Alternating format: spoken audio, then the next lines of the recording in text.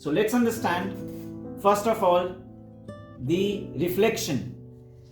इसके लिए मैंने एक ये बोतल रखा है यहाँ पे, इसकी बॉडी पे देखिए कहीं पे शाइन बन रहा है, आपको दिख रहा है कहीं पे भी? इस कैप पे, इस बॉडी पे शाइन है आउटर सरफेस पे। Yes sir. तो वो शाइन क्या है?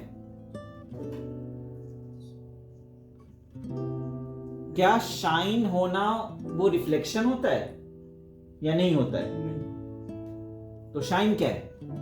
जो आर पार जाती है, जो एंगल बनाती है। रिफ्लेक्शन इज नॉट दैट, वो रिफ्रैक्शन है। रिफ्लेक्शन मींस इसकी बॉडी पे जो कोटिंग है या इसके मटेरियल की इंटीग्रल या इंटीग्रेटेड फीचर है, जिसकी वजह से अगर आपको इसके अंदर आसपास की किसी भी चीज का कहीं लाइट भी रिफ्लेक्शन आ रहा हो, बिल्कुल हल्का सा, मींस वो रिफ्लेक्टिव है। 100% अगर ये रिफ्लेक्ट करने लगे तो ये मिरर हो जाता है। 5% करे तो भी ये रिफ्लेक्टिव है। जनरली 3 तरह के मटेरियल्स हम स्टडी करते हैं। मैट, जो बिल्कुल रिफ्लेक्ट नहीं करेगा, जैसे हमारे वॉल्स होते हैं।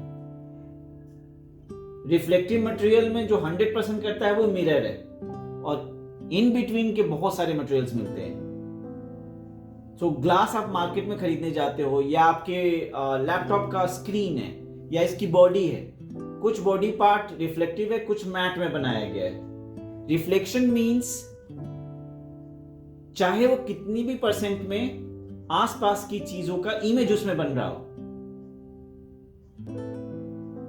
लाइट को ये रिफ्लेक्ट कर रहा हो, सरफेस से लाइट इंसिडेंट होने के बाद रिफ्लेक्ट बैक करेगी। ठीक है? सो मैंने अभी कहा कि 3 चीजें हमें जाननी होती है। या तो कोई मटेरियल मैटी है, मैट फिनिश में है, या रिफ्लेक्टिव फिनिश में है, या ग्लॉसी जिसको कह सकते हैं, और तीसरी चीज होती है satin. So glossy, satin and matte, ये 3 मेजर कैटेगरीज हैं। उसके बाद अगर कोई कहता है कि ये है वो है, कुछ लोग जैसे टाइल खरीदने जाओगे तो कहते हैं कि ये मेरा एक्रिलिक ग्लॉसी है, तो कोई कहेगा सुपर ग्लॉसी है। मतलब वही है कि ग्लॉसी को उन्होंने कैटेगराइज कर दिया। मेजरली कितने होते हैं तरह के फिनिश? 3, ग्लॉसी एंड थर्ड मिला। एक तो मैट हो गया, और एक हो गया ग्लोसी। हाँ, तीसरा क्या है? अभी तो बताया आप लोगों को, इसीलिए वीडियो बनाना पड़ता है। क्लासरूम के लेक्चर से काम नहीं चलता आप लोगों का।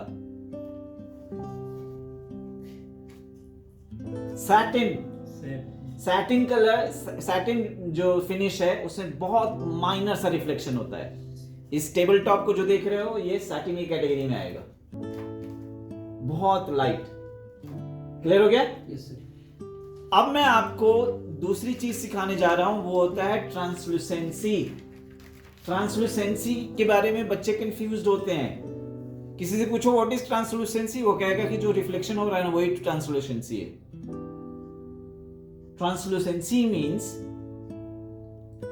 कि जब किसी मीडियम से लाइट पास होकर दूसरे साइड को जब आपको दिखाई देना शुरू करे, अगर आप इस चीज को, बोतल को उठाओ, लाइट के सोर्स के सामने रखो, और अगर आपको इसके थ्रू लाइट दिख रहा हो तो समझ जाओ कि ये ट्रांसलूसेंट मटेरियल है। Means a medium through which light passes, and again it passes with not 100% intensity, it passes with bending angle.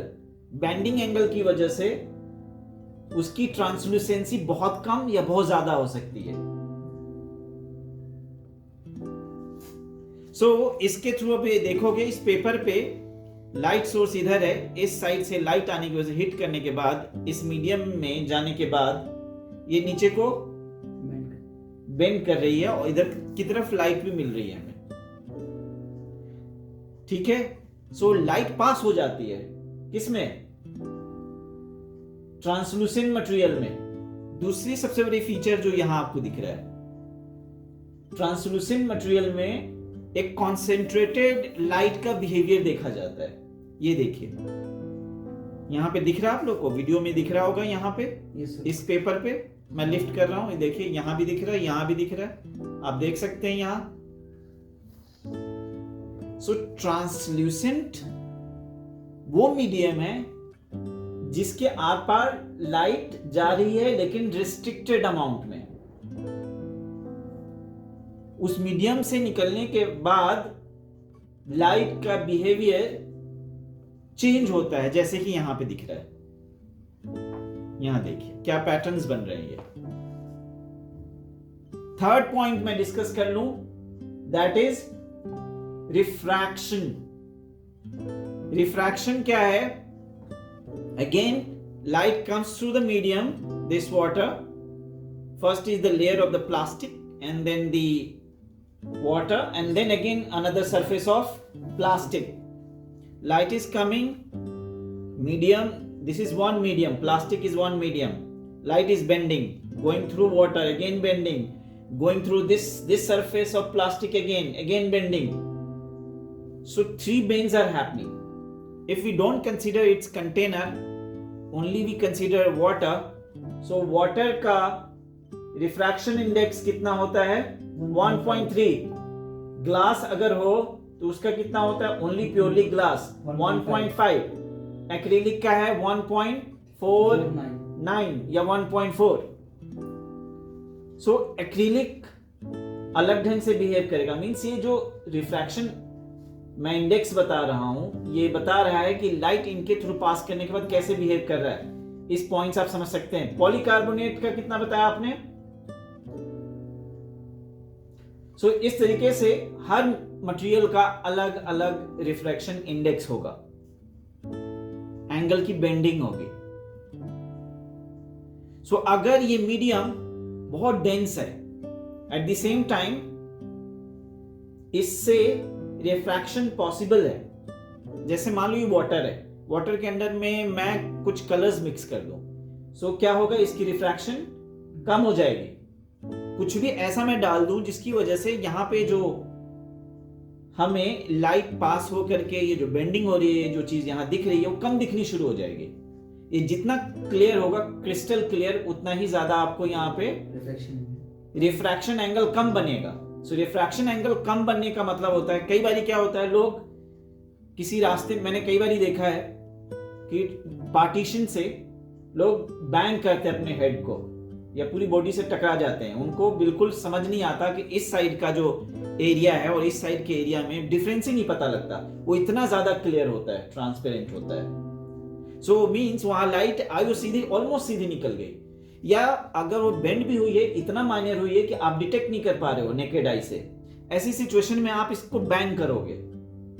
लेकिन जैसे इसके अंदर में, अगर इसके अंदर पार्टिकल्स, मॉलिक्यूल्स या कोई ऐसे कलर एलिमेंट कुछ भी ऐसे डाल दें तो बेंडिंग होगी। जितना ज्यादा बेंडिंग होगी उतना कम इधर को दिखाई देगा।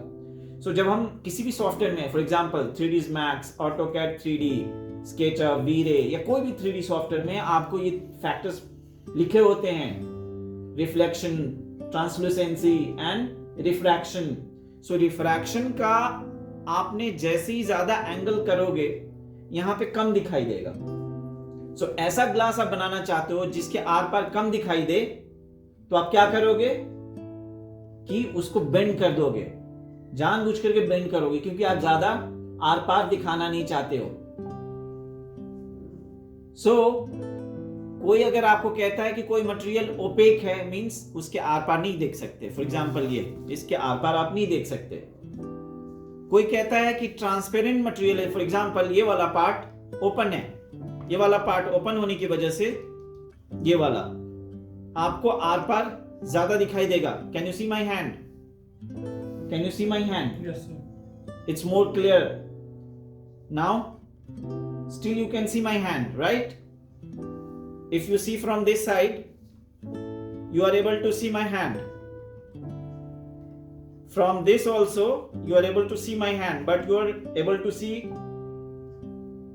more of my fingers, bends and all, cuts and all. Why so? Because The medium is here only the plastic body.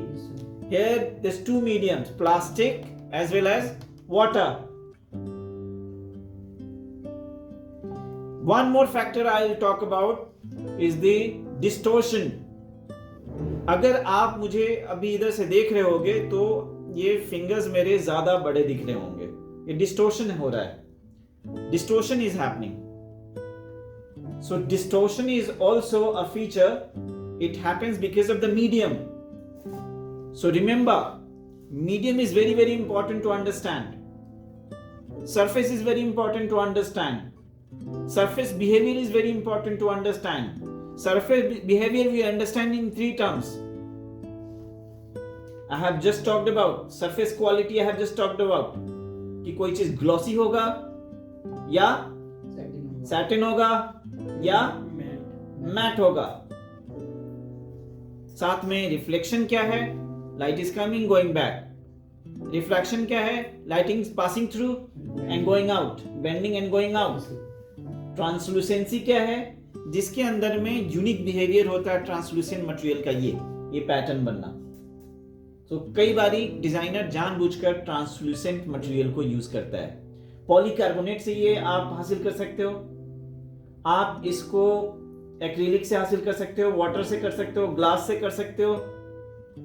ये डिफरेंट मटेरियल्स है जहां से इस बिहेवियर को ट्रांसलूसेंट या translucency behaviour you can get out of all these. Hope I have made the very basic fundamentals of these terms in very simple way rather than going in the physics of or science of it, pure science of it. Thank you very much for watching this video.